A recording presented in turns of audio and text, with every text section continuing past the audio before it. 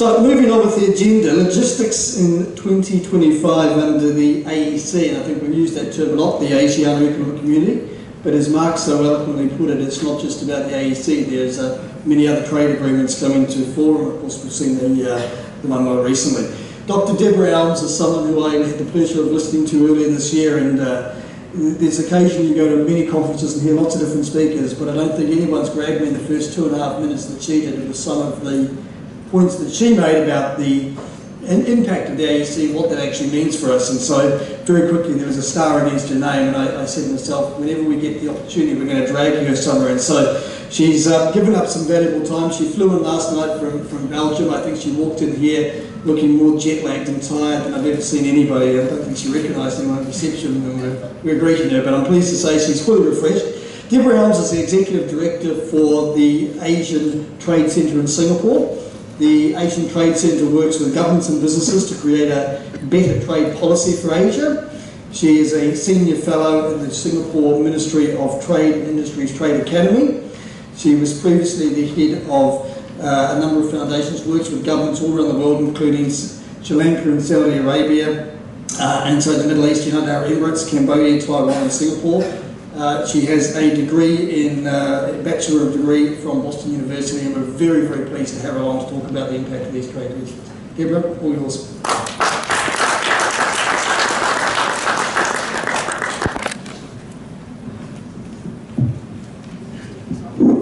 I'll just take this off. Thank you very much. I am delighted to be back here at LOGISIM, and I'm also pleased. I just discovered that the whole thing is done by volunteers, and I'm amazed, frankly, because a 2-day seminar like this takes, I know, a huge amount of effort, a lot of money, and I'm delighted that you have volunteers who managed to do this. That's incredible. So I was asked to talk about logistics under the AEC, which I will do. That will be a very short part of the presentation, because as I will tell you, there's very little in the AEC of interest to most of you. But there's a lot of interest here in Malaysia in particular about the Trans-Pacific Partnership, the TPP, which closed on Monday. Malaysia is a part of that, and I'll talk about that in just a minute. I think Mark has done an excellent job setting us up with a very snazzy presentation. I have a very boring slideshow presentation. But hopefully the conversation that goes with it will be less than dull. So as Mark just pointed out, we have increasingly new changes in supply chains. And the crucial thing from my perspective is that you're now having global and or regional supply chains, even at smaller or medium-sized firms. So increasingly, you find firms sourcing goods and services from literally across the globe. And what matters now is how you can get the most out of these supply chains that are being created.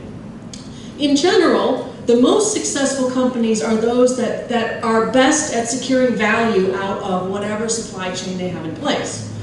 And I would argue, you may not be surprised as someone who runs a trade center, but I would argue that one of the things that can help you harness value is all of these free trade agreements that governments have been enthusiastically signing. And what I find particularly astonishing about this is that firm after firm comes to talk to us, and they do not use the free trade agreements, or they don't use them very well, or they don't understand them, or they don't know who inside of their company should be using them. So I thought this is a great opportunity, speaking to logistics folks, to say you should, in my view, you should be driving a lot of the use of these free trade agreements, because the ability of a well-structured supply chain to use trade agreements to your advantage is nothing but good. Why? Because if you are a member of a free trade agreement, you get benefits that non-member firms do not receive. And so it's really important, in my view, for you to understand what are some of the options available and then to actually use them. Let me make one other note before I go on, which is to say where your company is registered is frankly irrelevant in a trade agreement. So I had, quite recently actually, a very large European milk manufacturer sitting in my office. We were explaining this. I said, they explained to me how their setup is, where they procure various parts of their ingredients. They have a huge operation actually here in Malaysia, another one in Vietnam, also Thailand and Indonesia. And I said, are you guys prepared for TPP? And they said, why would we be prepared for TPP? We're a European company, we can't use TPP. And I said, no, all of your production, my guess, we'll have to see what the final text say on dairy, it's very sensitive, it'll be difficult, but all of your production out of Malaysia and Vietnam is TPP. Your cows are in Malaysia, they're in Vietnam, they're milked by Malaysians, milked by Vietnamese, they're sold within TPP countries. You have access to TPP benefits. So where your company is registered, frankly, from a trade perspective, is irrelevant. What matters is what kind of production are you doing and where. Where is the value added in that? So what you need to do is understand these agreements, figure out where the content is added, and then whether or not that fits the rules of any given agreement. So don't assume that just because your company is, whatever, registered out of Amsterdam, that it doesn't matter. It does matter for you. Okay, so I was asked, wait, I have one more. There we go. Asia is at the forefront of negotiating trade agreements. So we have more FTAs in Asia than anywhere else. And the ones that are particularly important that you should know something about, the ASEAN Economic Community will come into force at the end of this year. I'll talk about that in just a second. The TPP, as I mentioned, was signed on Monday. It'll come into force. It's a little unclear when, but my guess is best case middle 2017. Now I know that you're going to say, that's forever in the business community world, right? But it takes a long time, and you'll see why in just a minute, why it's going to take so long before we're ready to have the TPP come into force. Also underway is the Regional Comprehensive Economic Partnership, RCEP. The 10th round meets next week in Korea. I'll talk about that one in just a second. Two more that I would mention for supply chain. I'm not going to talk about them now, but they should be on your radar screen. One is a China-Korea agreement. Frankly, it's not that awesome. If you go through the goods commitments in particular, the tariff reductions are modest in some areas and lengthy, like 18-year phase-outs on things. But if your sector happens to be covered or your supplies happen to be covered, it could be significant for you. And two other agreements that are almost ready to be ratified by the European Parliament are EU-Singapore and EU-Vietnam. So pay attention to both of those because, again, they offer potential benefits for companies. Let me talk first, though, about the AEC, as I was asked to do. So you all, I assume, are very familiar with the ASEAN Economic Community and the ASEAN itself. We often split ASEAN, I should note, into two categories. We have the ASEAN 6, the original 6, and then the CMLV, Cambodia, Laos, Myanmar, Vietnam, who are the, quote, new members of ASEAN. But actually, if you look at that, some of the new members are 20 years old. I don't know how long you get to be a new member, but I submit that 20 years, you're an old member by that time. But what's important about the CMLV is that the commitments that many of the CMLV countries have are not fully phased in. So, in ASEAN, we have the reduction of tariffs across the board, except for some of the last CMLV commitments are coming into effect, most of them this year. So, there's a difference between ASEAN 6 and the CMLV countries. Okay. What's new in ASEAN is the creation of the ASEAN Economic Community, which is due to go into effect at the end of this year. ASEAN being ASEAN, we will have an enormous party. It will come into effect, and it will do almost nothing for most companies. The ambition is tremendous. So if you look at the headlines about the ASEAN Economic Community on the trade side, the economic pillar, it's free movement of goods, services, investments, skilled labor, and freer movement of capital. Let me just repeat that, because that, to me, that's mind-blowing. I don't know who came up with this, but that is unbelievably ambitious. Free movement of goods, services, investments, skilled labor, and freer movement of capital. That's an unbelievable deadline, an unbelievable aspiration. Then, in their infinite wisdom, the original deadline was 2020, and somebody said, that's not good enough. Let's move it forward 5 years. So it's this year is the deadline for this wildly ambitious agreement. So I think you should not be surprised to learn that at the end of this year, we're not actually going to have an AEC with those free movement of goods, services, investments, skilled labor, and freer movement of capital. It's, again, hugely ambitious agenda, not going to get there. Plus, ASEAN, the way ASEAN works makes it even less likely that you will get there. ASEAN works in what they call the ASEAN minus X formula. And under ASEAN minus X, somewhere between 10 and 0 countries actually implement any given commitment.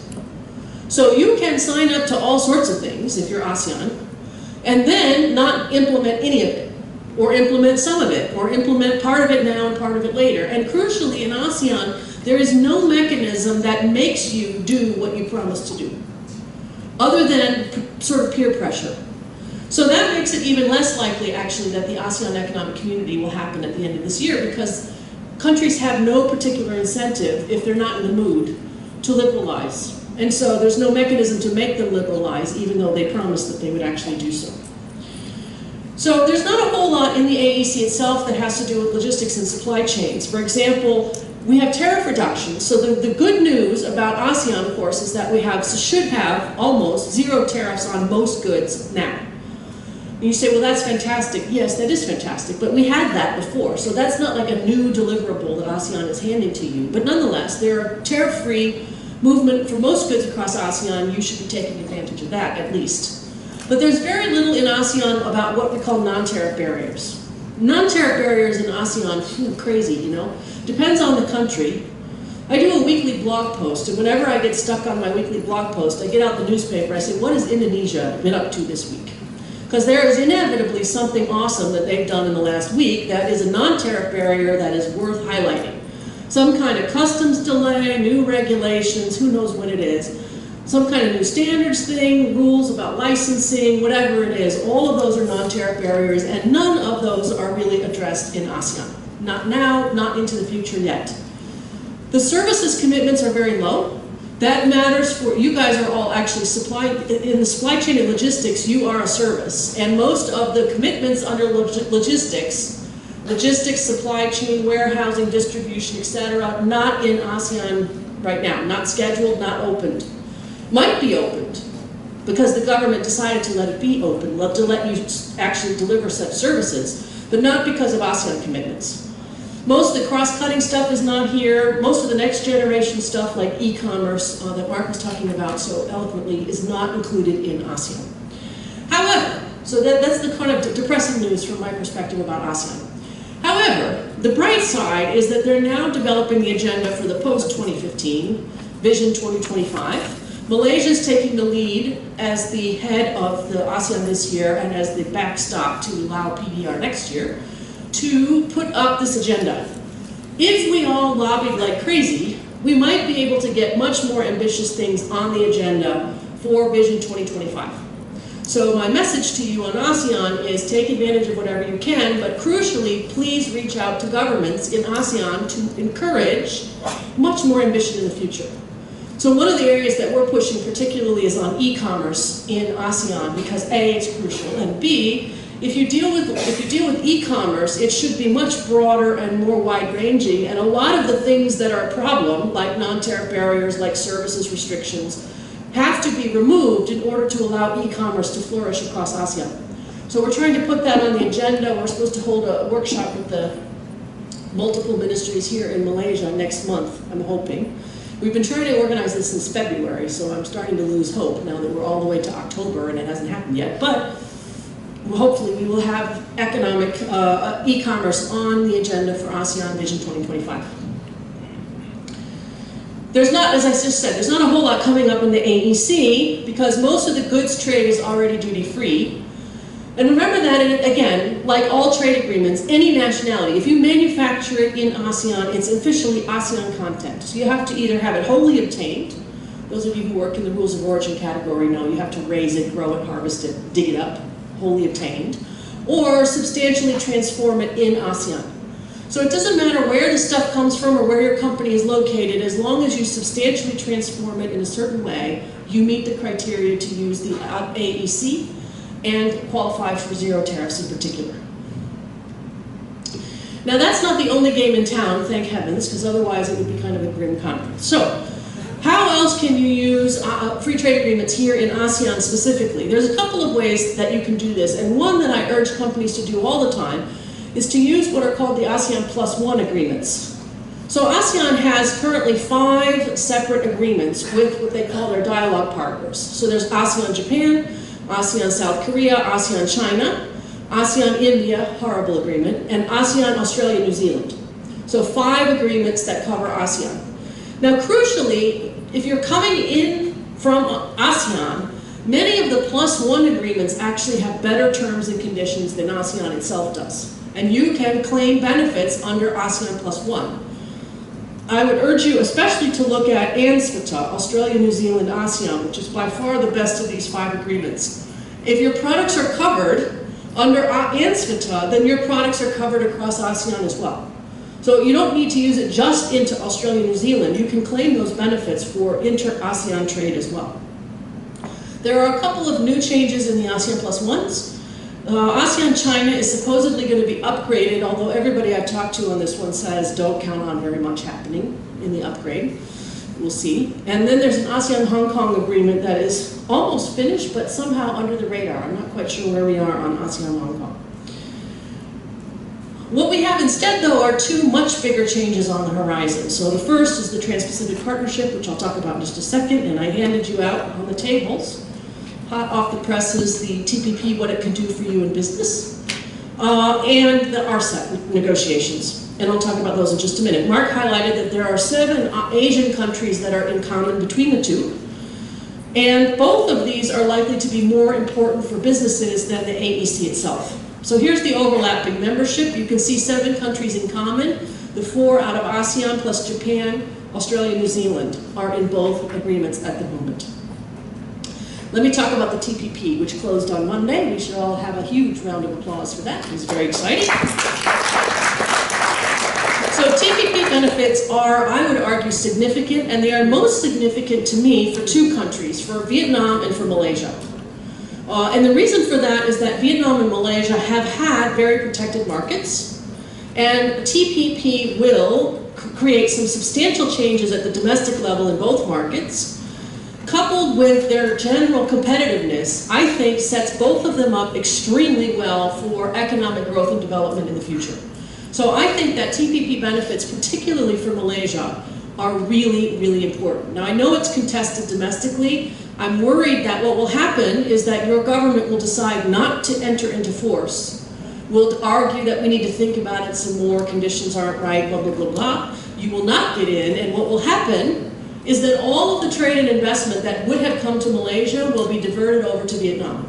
And Malaysia will suffer doubly. Not only will it not get the benefits of TPP, because it will not actually be there on entry into force, but Vietnam will actually capture most of the gains. And once companies move to Vietnam, they don't pick up and move back again.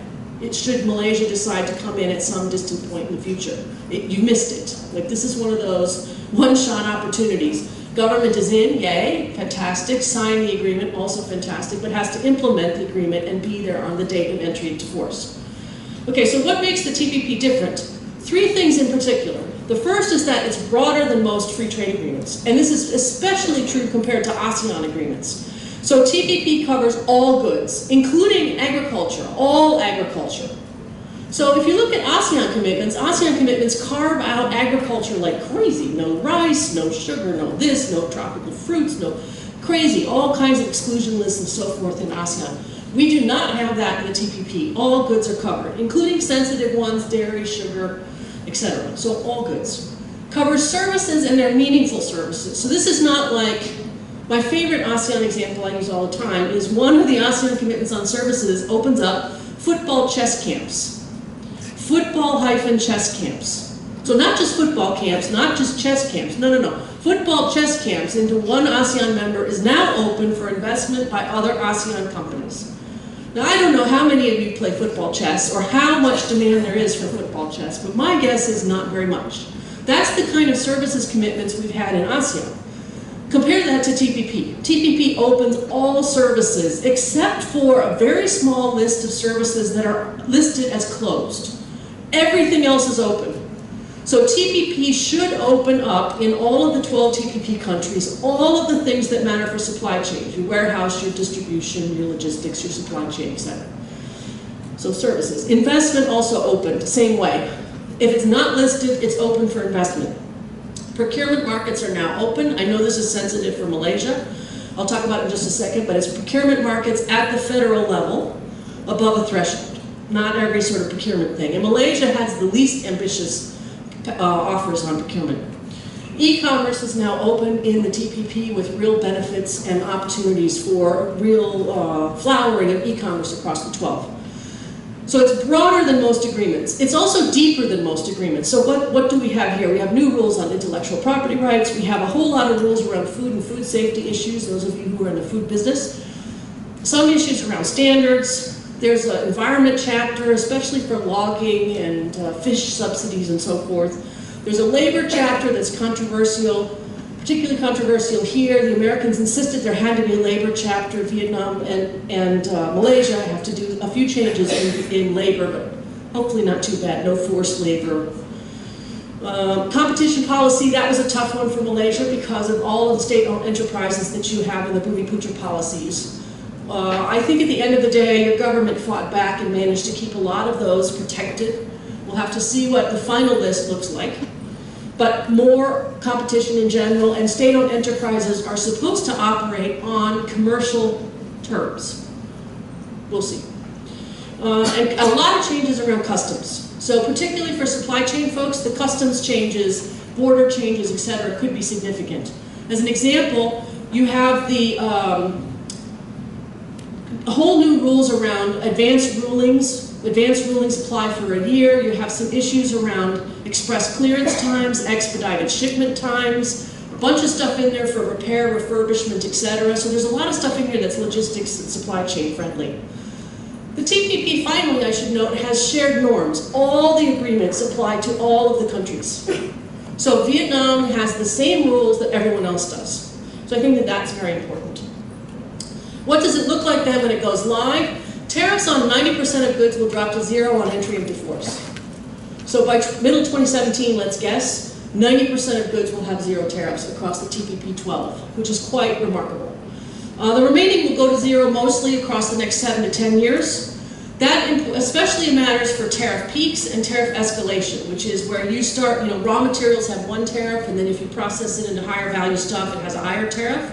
And if you process it into the highest level value stuff, it's even higher tariffs.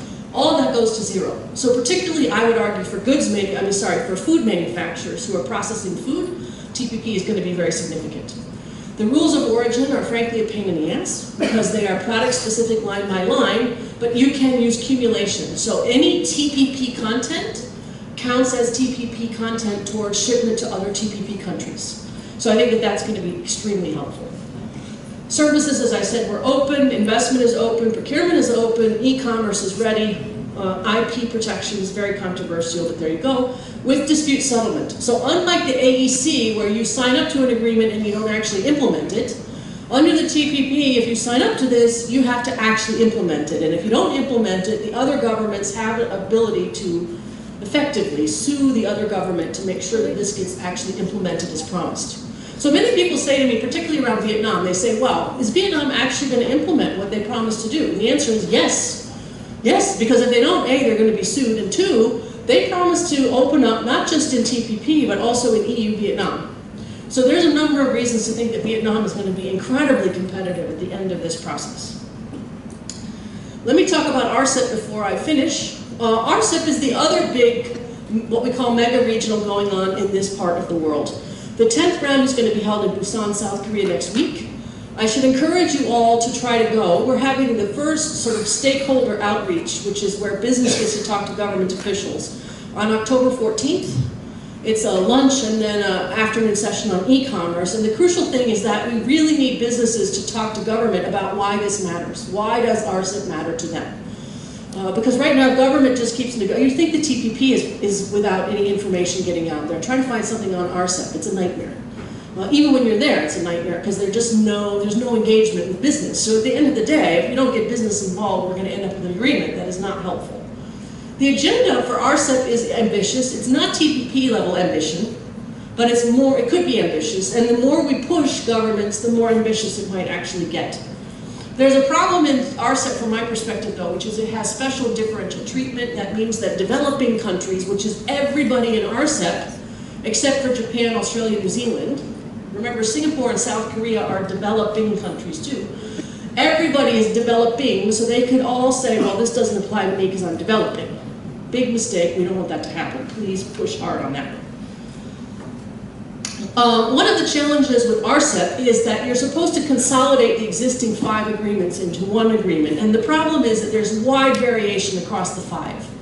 So at the end of our process, we should end up with a consolidated one agreement that is much easier for you all to use. There should be some changes then as a result of all of these for you in the supply chain world, for sourcing and for selling your final products. Partly because most companies have no in-house expertise on trade. Even some of the biggest companies that have 100,000 employees, you can't point to a human being who knows about trade. So that means that there's a huge opportunity, I would argue, for supply chain operators to be the point person on these kinds of issues, to understand what the benefits are, to figure out how to change sourcing and distribution patterns to take advantage of these agreements, and to actually help the company improve its bottom line, so that you could be enormously valued in assisting a company in saving money at the end of the day. And I think that that's the reason why I would urge all of you to pay attention to these trade agreements. The benefits can be significant. If we drop a tariff from 10% to 0, or even worse, 40% to 0, that's an enormous benefit right there. Remember, TPP changes benefit, TPP in particular, changes benefits on everything. In this little clicker here, every piece of plastic, every screw, every bit of this now goes to 0 under TPP. That is significant if you are making more complicated products of any kind, electronics, food products, whatever. Everything goes to 0. So the benefits are really significant.